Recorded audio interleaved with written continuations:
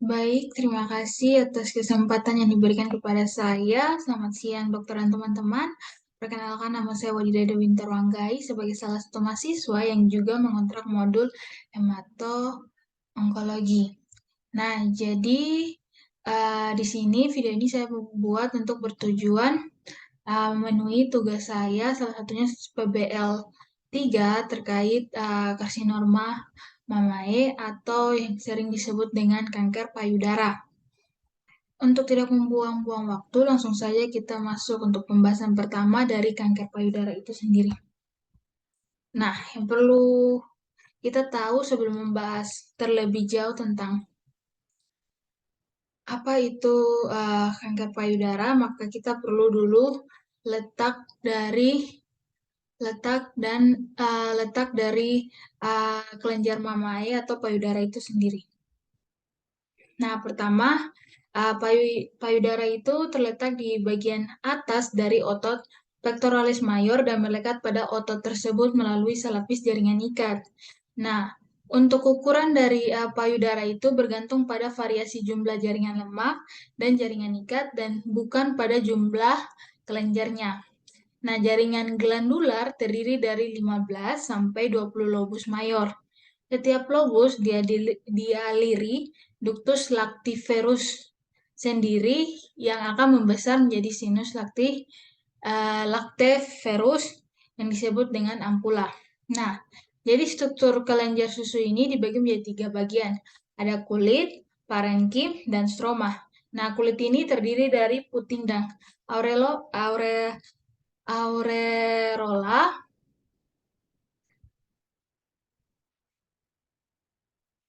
Teman-teman bisa lihat ini puting dan bagian yang hitam pada uh, bagian daerah payudara itu disebut dengan aureola.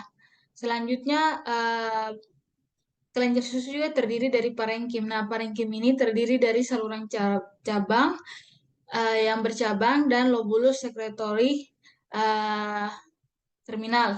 Selanjutnya kelenjar susu juga terdiri dari stroma.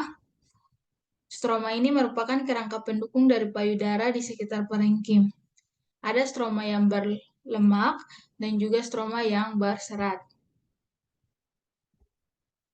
Nah, untuk lebih singkatnya, teman-teman bisa lihat di sini bahwa nomor 1 ini merupakan dinding dada, yang kedua ini adalah otot pectoralis, ketiga ini adalah lobus, yang keempat ini adalah puting, 5 ini daerah aureola, yang keenam ada kelenjar dari susu, yang ketujuh ada jaringan lemak, dan yang kedelapan adalah kulit.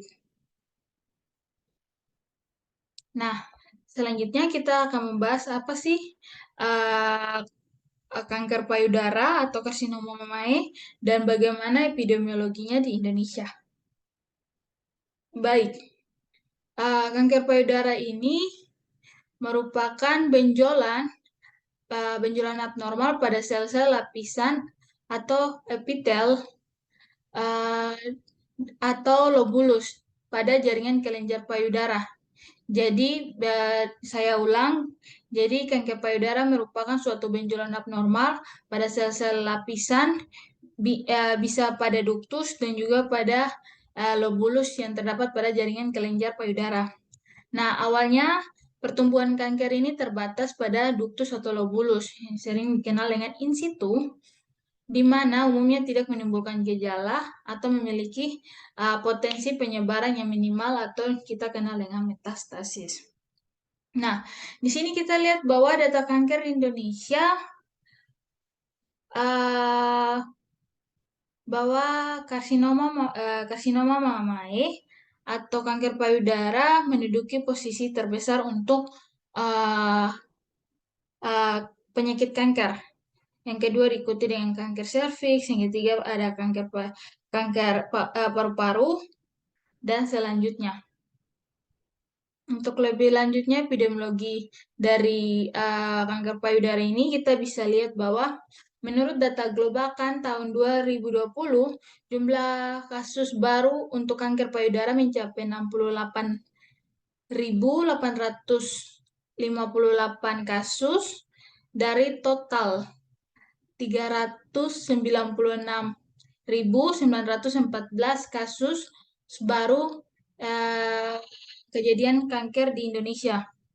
Sementara itu untuk jumlah kematiannya mencapai lebih dari 22.000 jiwa kasus. Nah, untuk 70%-nya itu dideteksi sudah pada tahap lanjut. Jadi di Indonesia sini ada 10 provinsi dengan cakupan deteksi dini kanker leher rahim dan juga kanker payudara tertinggi nasional pada tahun 2019 sampai 2021. Teman-teman bisa lihat di sini ada beberapa provinsi seperti Kepulauan Bangka Belitung, Sumatera Selatan, Nusa Tenggara Barat, dan lain sebagainya.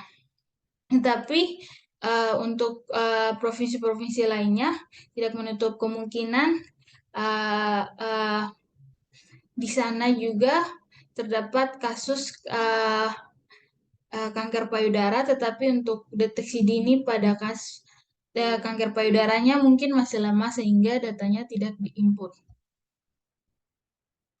Baik, kita lanjut. Selanjutnya, bagaimana faktor risiko dan klasifikasi dari karsinoma mamai atau kanker payudara itu sendiri. Nah, jadi faktor risiko yang menyebabkan terjadi kanker payudara itu pertama adalah genetik atau adanya genetik atau diturunkan dari orang tua. Nah, jadi misalnya ada keluarga yang mempunyai mutasi gen atau mutasi yang terjadi pada BRCA1 atau BRCA2. BRCA1 itu merupakan kanker payudara 1 dan BRCA2 merupakan kanker payudara 2. Ini akan juga menyebabkan terjadinya kanker payudara. Selanjutnya adanya peningkatan dari protoonkogen. Protoonkogen itu merupakan sel normal yang dapat berubah menjadi sel ganas karena dipengaruhi oleh zat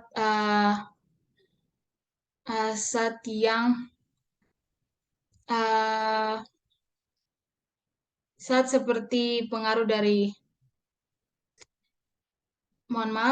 dari infeksi, radiasi, sinar matahari, dan lain sebagainya. Akan mengubah protoonkogen ini menjadi jahat sehingga dapat menyebabkan kanker payudara. Selanjutnya, riwayat keluarga yang mempunyai kanker payudara maka akan turun juga ke keluarganya. Selanjutnya, menurut demografis, maka semakin tinggi atau semakin tua umur, maka dapat menyebabkan menjadi faktor risiko terjadinya kanker payudara. Selain itu, paling tertinggi untuk kejadiannya pada perempuan. Nah, selanjutnya, orang dengan belum pernah melahirkan sama sekali, terus orang dengan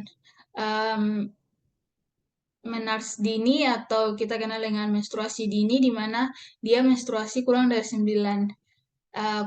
12 tahun, itu juga menjadi faktor risiko terjadinya kanker payudara. Selanjutnya untuk lifestyle, kita bisa lihat bahwa untuk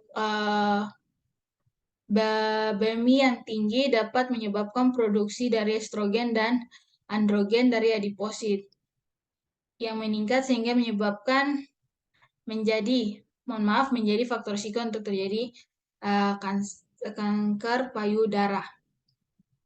Nah, selanjutnya kita lihat dari kanker payudara ini dibagi menjadi dua. Untuk klasifikasinya ada non-invasif dan invasif. Nah, non-invasif ini terdiri dari dua. Ada ductal carcinoma in situ atau yang disingkat dengan DCIS. Selanjutnya ada lobular carcinoma in situ atau LCIS. Nah, untuk invasif ini dibagi menjadi 5. Yang pertama ada karsinoma ductal invasif atau DICS. Yang kedua ada invasif lobular carcinoma. Yang ketiga adalah karsinoma inflamasi. Habis itu ada Paget disease. Yang selanjutnya limfoma atau sarkoma, ada limfoma, habis itu ada sarkoma dan juga kanker pada laki-laki. Nah, bagaimana patofisiologi terjadinya kanker payudara? Di sini saya akan ambil untuk yang kanker payudara yang invasif sesuai dengan kasus, di mana untuk gejala yang ditimbulkan dari kasus mengarah pada invasif breast cancer atau kanker payudara invasif. Yang pertama kita bisa lihat di sini adanya sel-sel ganas yang membelah dengan cepat. Nah, sel-sel ganas yang membelah dengan cepat ini akan dikemas dalam ruang yang terbatas seperti saluran atau lobulus.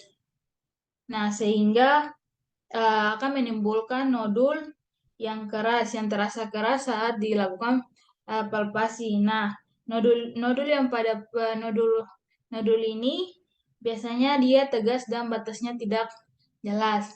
Selanjutnya dari sel-sel ganas yang membelah dengan cepat ini akan berimigrasi ke tempat asalnya. Di sini akan memberikan rumpun sel asli yang batasnya tidak teratur. Akhirnya akan membentuk penampilan bintik-bintik pada mamogram. Mamogram ini merupakan salah satu pemeriksaan untuk mendeteksi adanya kanker payudara. Selanjutnya, jika tumor itu berinvasif, maka kalau dia berinvasif pada ligamen Cooper, di mana ligamen Cooper ini bertujuan untuk membentuk dan mendukung dari morfologi payudara yang normal. Kalau dia menyerang ligamen Cooper, maka ligamen Cooper ini akan tertarik, di mana dia tertarik ini sebagai respon terhadap infiltrasi tumor, sehingga dia akan menarik kulit payudara itu ke dalam, sehingga membuat kulit itu dimpling. Selanjutnya, kalau dia invasif ke saluran yang di bawah puting susu, maka sel tumor ini akan infiltrasi dan memperpendek saluran sehingga menarik puting itu ke dalam aureola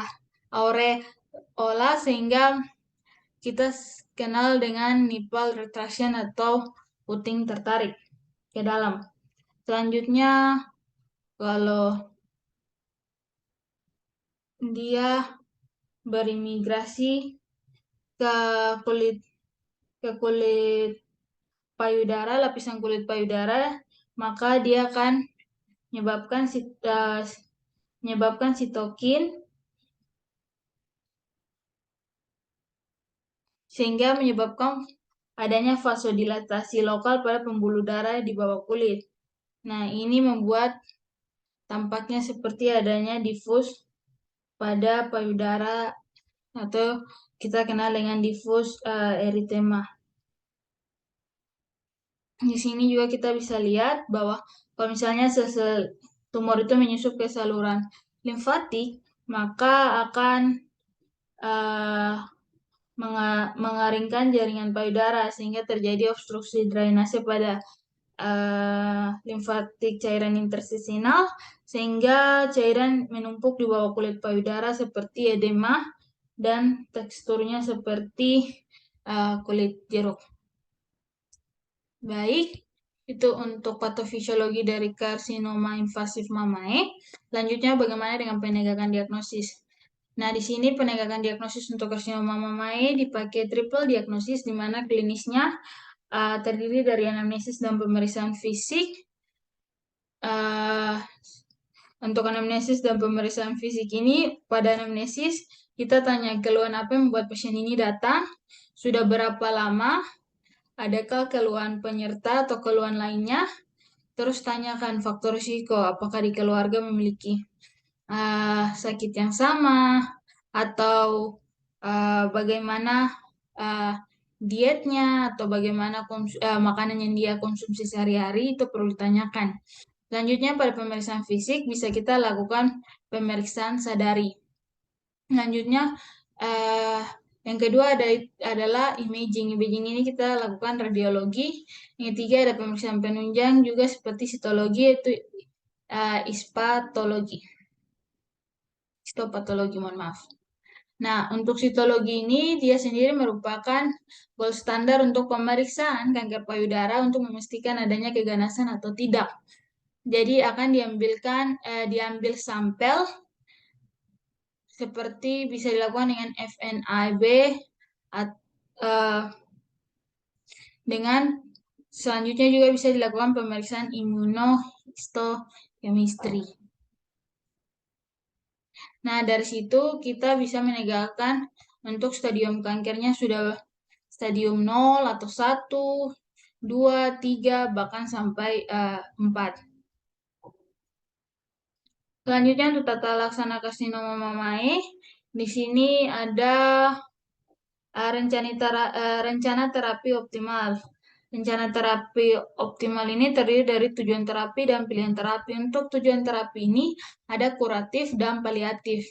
Untuk pilihan terapinya ada yang utama. Utama itu terdiri dari tindakan operasi. Yang selanjutnya ada neoadjuvan, terdiri dari kemoterapi dan radioterapi. Sedangkan untuk pilihan terapi adjuvan ada kemoterapi, hormonal, dan radioterapi. Nah, baik.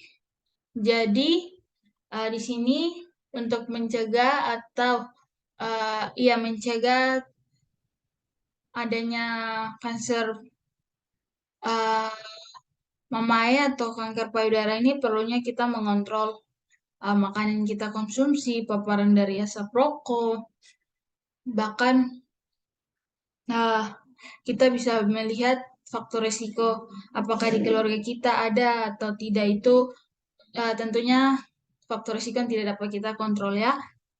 Terus juga di sini saya mau bilang pentingnya pemeriksaan sadari untuk mengetahui adakah benjolan abnormal pada payudara, terlebihnya pada wanita. Nah, pemeriksaan sadari ini dilakukan setelah 1 minggu setelah menstruasi. Jadi lebih baik mencegah daripada mengobati. Jadi dapat kita lakukan pemeriksaan deteksi dini kanker payudara dengan melakukan pemeriksaan sadari. Mungkin cukup sekian yang dapat saya paparkan. Kurang lebihnya mohon dimaafkan. Terima kasih.